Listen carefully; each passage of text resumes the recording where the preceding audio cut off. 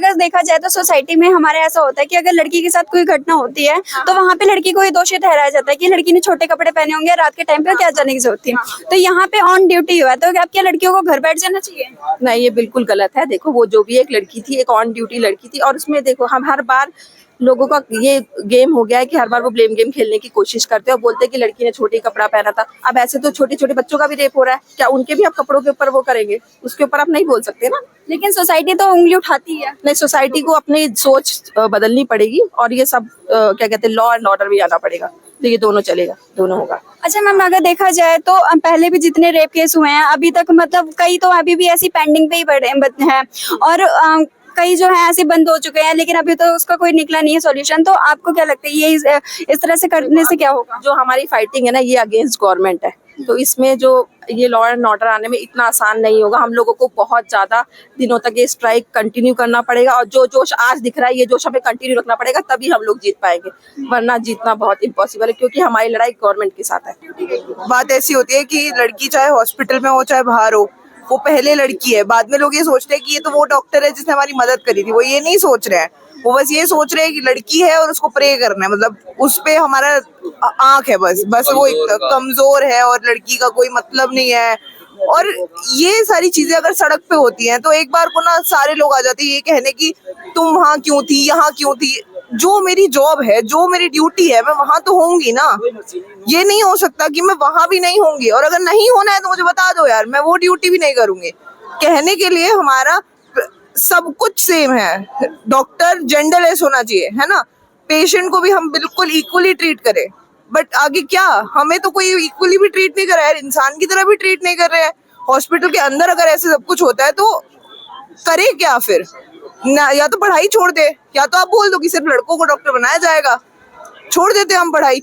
ये कोई मुंह पर आकर बोलेगा नहीं, बट इन अ वे तो आप यही कह रहे हैं ना, सारा कानून यही कह रहा है कि आप मत बनो कुछ भी, आप घर पे बैठो। इसका तो कोई भी हाँ, जैसे कि ऑन ड्यूटी पे मतलब इस तरह का रेप और मर्डर हुआ है तो आपके लड़कियों को घर पे बैठ जाना चाहिए, क्योंकि मतलब अगर बाहर हो जाए तो? बिल्कुल नहीं, लड़कियों को भी उतनी राइट्स है मैं जितने लड़कों के राइट्स है। ठीक है, यहाँ पर लड़कियां अनसेफ क्यों हो रही हैं? क्योंकि उनको लगता है कि वो अनकंफर्टेबल हो रही हैं अननोन पर्सन के साथ। तो यहाँ लड़कियों को भी इक्वलिटी उतनी होनी चाहिए इतनी लड़कियों को है। लेकिन सोसाइटी तो नहीं देती ना। सोसाइटी ने तो सोसाइटी की माइंडसेट को तो चेंज करना है मैम, सोसाइटी की माइंडसेट को चेंज करना है। जब तक सोसाइटी अपने माइंडसेट को चेंज नहीं करेगी कि हाँ हमारे जितनी भी इक्वलिटी लड़का के साथ है वो सेम इक्वलिटी लड़की के पास होनी चाहिए, तब तक हमको लगेगा कि हाँ अब लड़कियां सेफ हैं। बट यहाँ अभी ये चीज़ होने में बहुत टाइम लगेगा, क्योंकि यहाँ के पॉलिटिकल लीडर खुद सारे जितने भी मिनिस्टर्स हैं वो खुद ही इस चीज में इन्वॉल्व हो जाते हैं कभी कभी, तो बहुत ही मुश्किल है।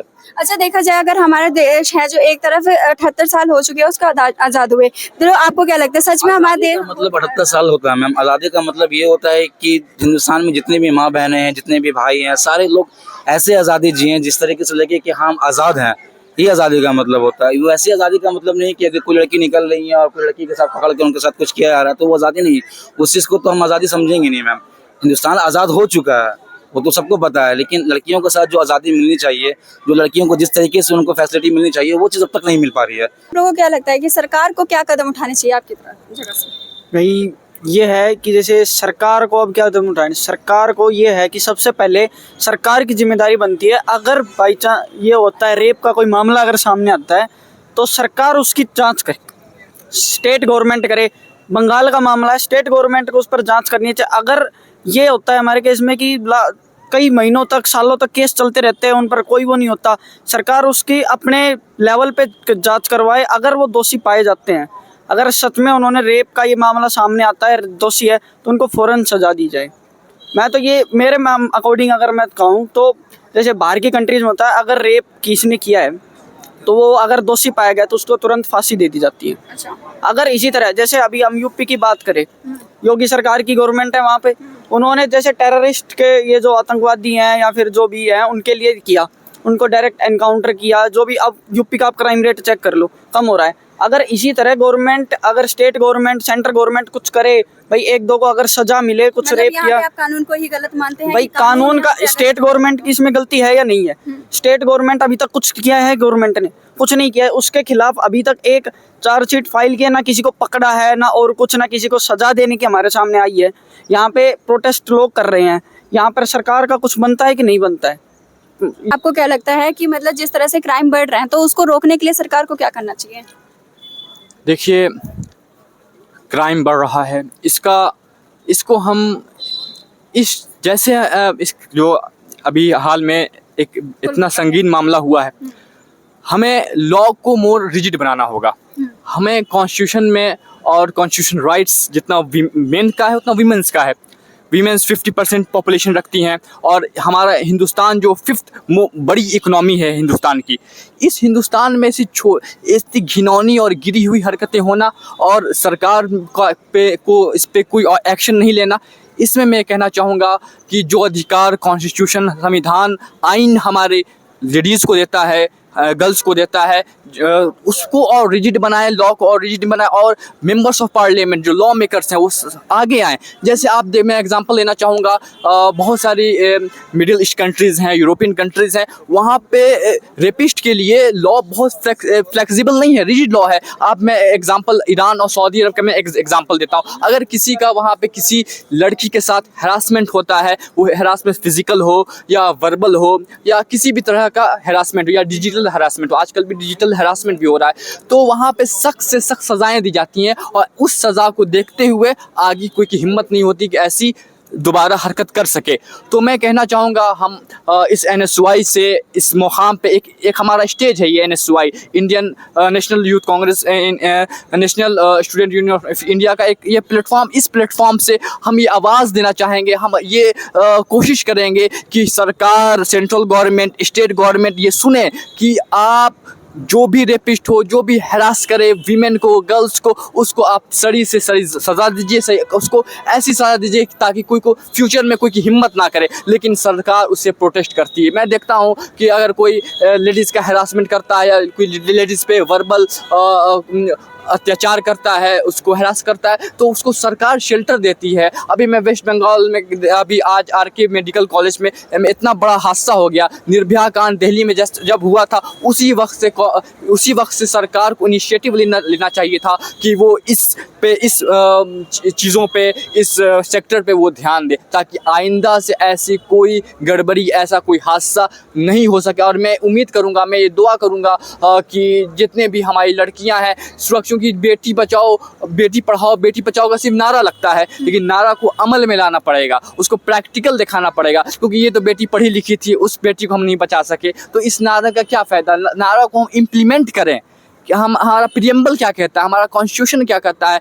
सिर्फ कॉन्स्टिट्यूशन में ही नहीं और हर धार्मिक ग्रंथ में देखिए, मैं हिंदुइज्म में देखूँ तो लेडीज़ को एक देवी के रूप में माना जाता है, वही लेडीज़ लक्ष्मी है।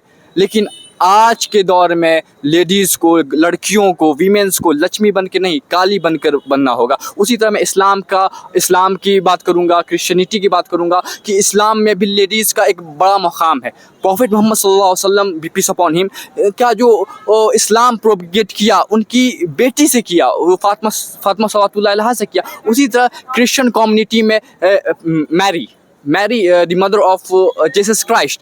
तो हर धर्म में, हर तबके में, हर रिलीजन में वीमेन का एक मकाम है, उसको इज्जत दी जाती है। और हर रिलीजन ये कहता है कि आप हम भी कहते हैं लेडीज़ फर्स्ट, लेकिन लेडीज़ फर्स्ट का ये मतलब नहीं है कि लेडीज़ आगे अच्छी बात आगे बढ़ रही हैं, लेकिन लेडीज़ के साथ ये दुर्व्यवहार होना कि आज रात के 8 बजे 9 बजे हम प्रोटेस्ट कर रहे हैं, हमें प्रोटेस्ट करने की क्या मजबूरी आ गई, हम क्यों इस अपना कारोबार छोड़ के, अपनी पढ़ाई छोड़ के हम सड़कों पे उतरे हैं, इसका कोई रीज़न होना चाहिए। हम इसलिए कर रहे हैं, इस रात के 8 बजे 9 बजे तमाम यूथ आए हुए हैं कि ताकि आइंदा ऐसी कोई हरकत नहीं हो सके, ऐसी घिनौनी हरकतें नहीं हो सके, जो शेमफुल एक्ट कि आज हमने अगर RK मेडिकल कॉलेज पे आवाज़ नहीं उठाया, कल निर्भया के वक्त आवाज़ नहीं उठाया जाए तो आगे भी इसी तरह हादसे बढ़ते जाएंगे और सरकार चुप बैठेगी। सरकार को इसमें एक्शन लेना चाहिए, एक्शन आना चाहिए। बेटी बचाओ बेटी पढ़ाओ का वादा को आप इम्प्लीमेंट कीजिए, लेकिन ऐसा होता नहीं है। मतलब महिलाएं कितनी सेफ है आज के टाइम में?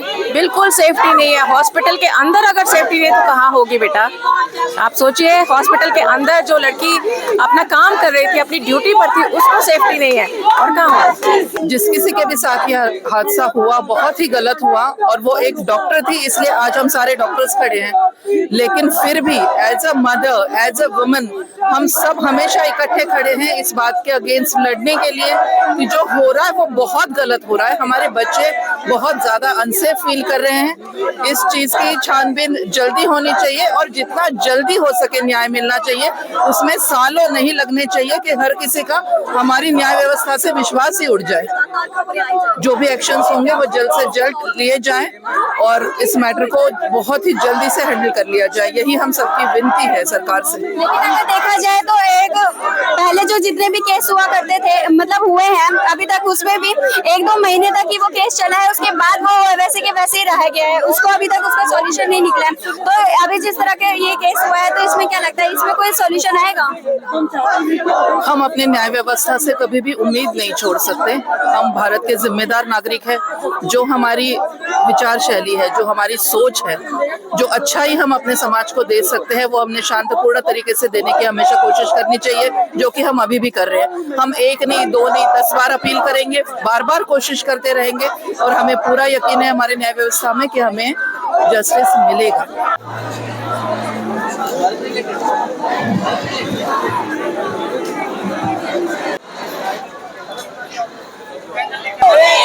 आवाज दो, we want justice, we want justice।